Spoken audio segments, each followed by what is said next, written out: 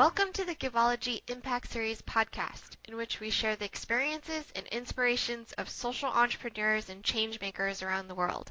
We have Joyce Meng and Brent Harlow as your hosts today from Givology.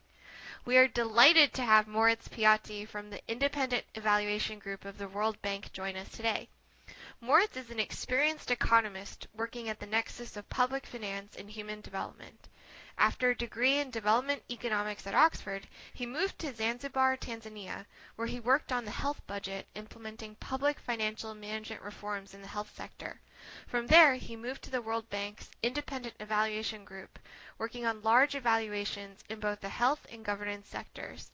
In IEG, he specializes in assessing the effectiveness of World Bank support in strengthening fiscal discipline, allocative and operational efficiency, and equity of public expenditures.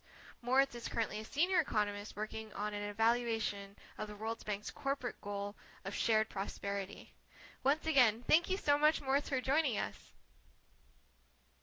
Thanks for having me. Great. Maybe to start off, to help give our listeners a bit of background, what is evaluation and how does it contribute to an institutional goal? Evaluation is part of every project cycle, really. So an evaluation has two objectives. And an evaluation tries to inform accountability on the one hand, and it tries to inform learning on the other. So after any project closes, we try and assess what is it about the project that has worked, how has it worked, so on causal mechanisms, and what has been the outcomes, what were the achievements of the operation. And on the one hand, the accountability side is that we're looking for whether the project's objective has been achieved as it was promised to the board. And on the other hand, we're trying to understand what is it that has worked and how can what has worked, our experience from what has worked, inform forthcoming evaluations. Right? So we are doing this at the Independent Evaluation Group, and evaluation is not, right, it's not only relevant for the business that we are in, but governments do evaluations, NGOs do evaluations. It's the purpose is always there. Mm-hmm. Great. And just to help give us a concrete example, clearly you've done evaluations around the world.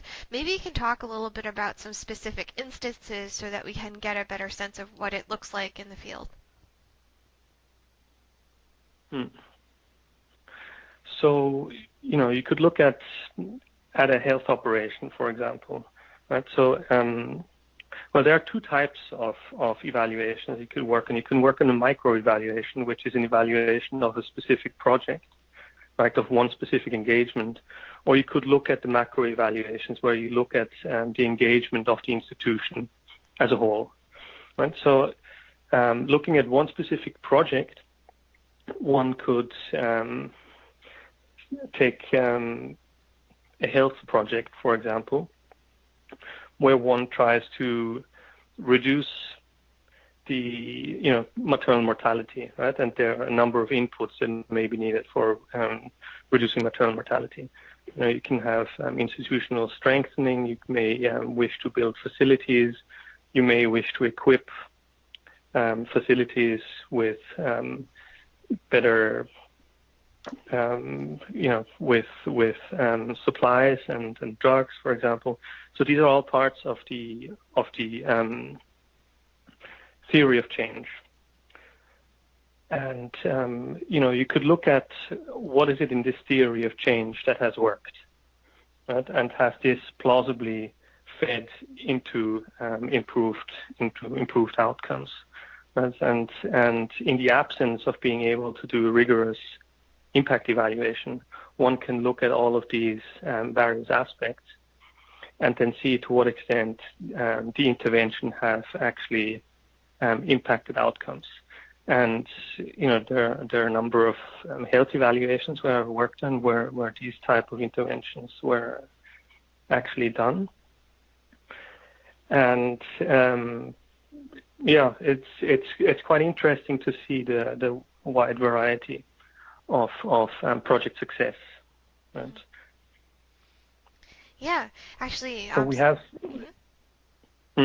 Sorry, go ahead. So we have, so there are health operations, and then we have public finance operations that are quite different in nature. Right? So in a health evaluation or a health operation, it's a lot of the things are quite input driven. Right? So you can build physical infrastructure, you can procure drugs, you can train health workers, and outcomes are are more straightforward to measure. With public finance projects, it's quite a bit different actually, because public finance is it's more intangible in a way, right? So the kind of things that you're looking for are fiscal discipline, for example. You see, how's your intervention led to improved fiscal discipline in the country? Fiscal discipline is relatively easy to measure, but the various inputs and how to get to fiscal discipline may not be, right? And similarly for allocated efficiency and operational efficiency, that's also the case. I guess you talked about rigorous evaluation to figure out what works in the theory of change. Like, in your opinion, what makes an evaluation rigorous? You need to have confidence in the integrity of your underlying data, first of all. And then you need to understand what it is about the theory of change that is important, and whether you can understand whether there's a plausible attribution and contribution of the intervention to outputs, intermediate outcomes, and then potentially impact. Right? And rigorous evaluation would be one where this theory of change can be plausibly established. So, you could also talk about impact evaluations, right? where you set up a counterfactual. And in that case, in the impact evaluations, a counterfactual is the group that has not been treated, right? So, there's a group that receives the treatment, there's a group that does not receive the treatment, and after the treatment has been done, after you look at whether the treated are significantly different from those that are not treated, right? But in the absence of an experiment, the previous of what I talked about would hold. That makes sense. And in general, when you think about institutional evaluations of programs or of public finance, how has it changed over the last 5-10 years, if at all? I think evaluation has moved a lot from accountability towards learning. That people want to understand what it is that they can get out of evaluation. And people understand that an objective look from the outside may be important in informing future programs. Right? So whereas previously, the accountability aspect remains important. There's no question about that. Right? But the people have begun to appreciate more and more the learning perspective of evaluation, and people have become more interested in what evaluations have to offer. Moritz, can I jump in here and just ask, how is that learning disseminated? Once you, how readily is it disseminated to people who need it and can use that information? So there are different stakeholders in the dissemination process. Right? So there is directly the evaluee, who may like or not like your product depending on the outcome. And then there's a much wider audience of people who are potentially engaged in similar types of operations within the institution, Then there's the client, there's the government that you are working for, and there are other institutions and NGOs that may be working in the same space as you are. And with effective dissemination, you're trying to make sure that your findings reach the audience that your findings are relevant to. Mm-hmm. And this has become much more important since we've moved towards a learning objective, right? Because purely from an accountability perspective, your direct audience is the board, right? So you're holding them accountable to what they have promised. From a learning perspective, to understand what it is that has worked about the operation, it's much, your audience becomes much larger. Mm-hmm. And just on that, like from a learning perspective, based on your broad experience all over the world, what type of projects yield the most development effectiveness? And in situations in which like a certain program is not necessarily successful, to piggyback on Brent's question, how open are institutions or organizations are about like sharing some of their failures? Yeah, that's a good question. On the second half of the question, your institutions, everybody is always somewhat apprehensive to evaluations. And you feel naturally defensive, even when our own performances are evaluated. You have a lot of ways of justifying why you did what you did. But I think we are coming around more and more to appreciating the value of evaluation. And a lot of it also has to do with the engagement modality. And so, it depends a lot on how findings are being communicated from the reports to the evaluee, right? It's an understanding of the context of the situation that people have worked in, of the institutional constraints, and of various pressures that people were subject to. And an evaluation is not a project evaluation, or even a sector evaluation is not always a function of the performance of one individual. It is of the institution as a whole. So it's a function of how a project was designed, the quality of entry, the relevance, etc., the supervision, the management support, all of these things.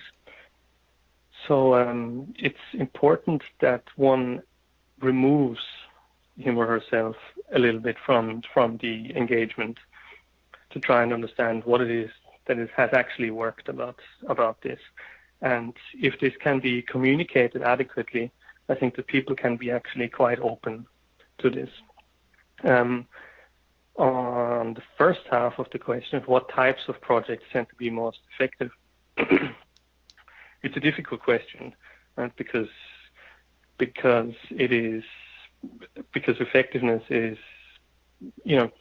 it's difficult to put all different kinds of projects into the same bucket and say one project is more effective than another, right? So going back to public finance and health, these are completely different sectors. Right?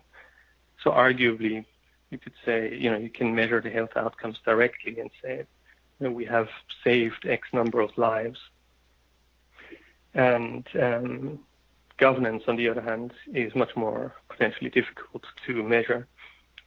But if you can get the economy on track, if you can generate employment, this can have, ripple-on effects. And I think it's very difficult to measure those two and compare those two. But in general, from my experience, the kind of projects that have been more effective are projects that don't try to reform everything. It's projects that don't go for the Big Bang approach, but projects that go for an iterative, adaptive approach that appreciate an iterative approach to the reform process. Right? So what are the things that are going wrong at the moment, and how can we build on what we have at the moment to achieve better results, rather than trying to change the system entirely. Hmm. Yeah, no, that makes a lot of sense. And just in general, like on that learning perspective, how do you make sure that the learnings from evaluations can be applied to different situations? Especially since you've done a lot of global work. Suppose this type of program, whether health or education or any social program, works in country X.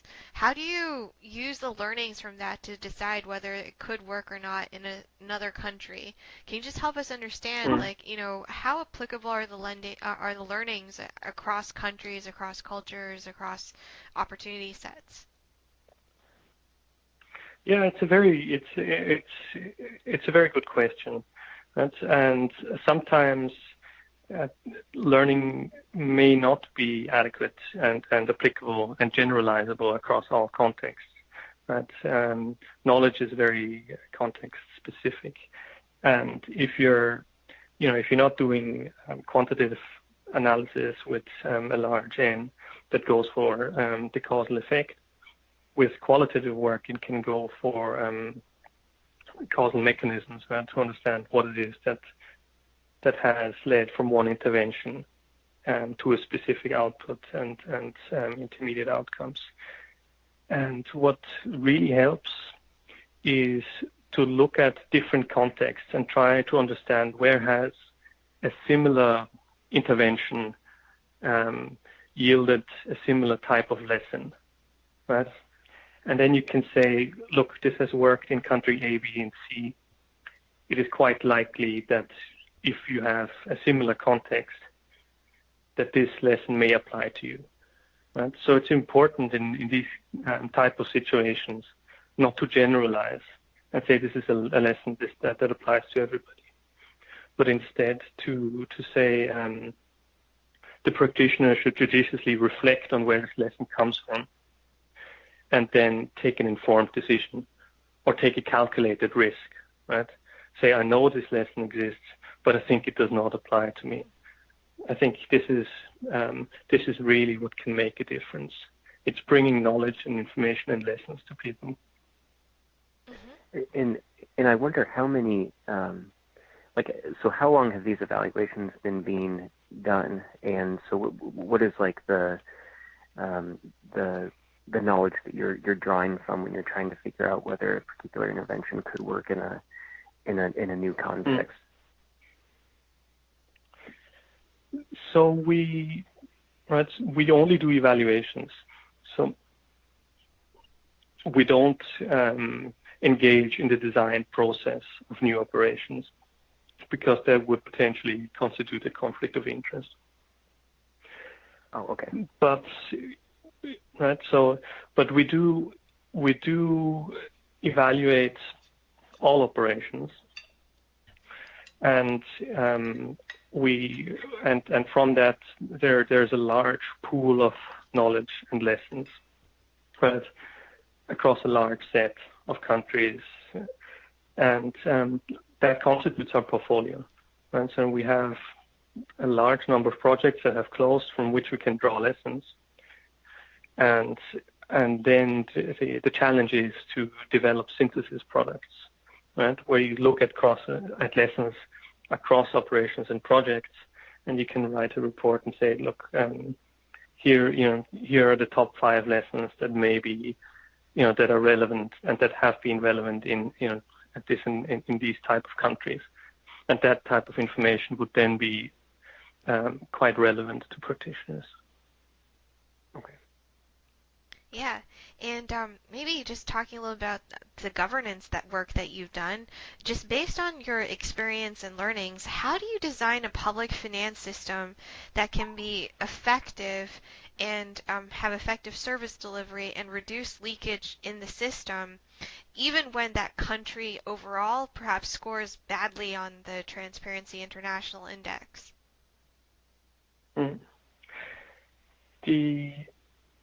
The public finance systems It depends on what kind of country you're on, what kind of basis you have for your public finance system. But there's a budget cycle, right? Overall, from budget formulation, where, you go to the legislative, and there's budget execution, and there's the budget evaluation. And the question is, where across, in the budget cycle, do you have your binding constraints, and where are your deficiencies? And you need to identify these in an objective manner, and then work on these incrementally. Right? And much of my work has been with regards to financial management information systems. These are the treasury systems that underpin the budget cycle. And what has made them effective, what we found, is if they are comprehensive and diligently applied. And so the challenge is to really get the majority of the budget subjected to these. But if that really happens, then you can have confidence in your underlying data. Great. And I guess, in general, bringing it back to Givology and its network of partners, for grassroots nonprofits that are doing individual programs, whether in health, education, across the social sphere, especially for grassroots organizations with limited budget, for thoughtful evaluations, like what do you recommend that they do? I don't think it's necessary always to have the perfect, right? It's not always necessary to spend a lot of money on impact evaluations to really identify the causal impact that you're having, the causal effect.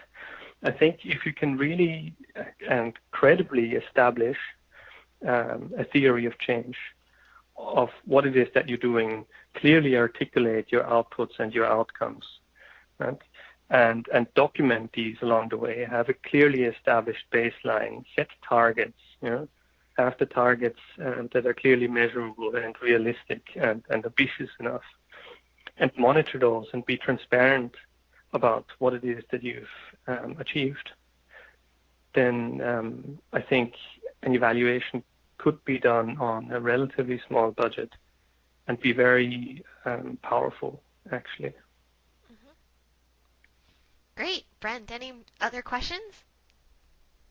No, this has been very illuminating. Great. Any closing remarks, Moritz? No, thanks. I wish you all the best. It's been a real pleasure talking to you. Great. Thank you so much for joining us. I know our listeners are really excited about this episode. So once again, thank you so much for your time today.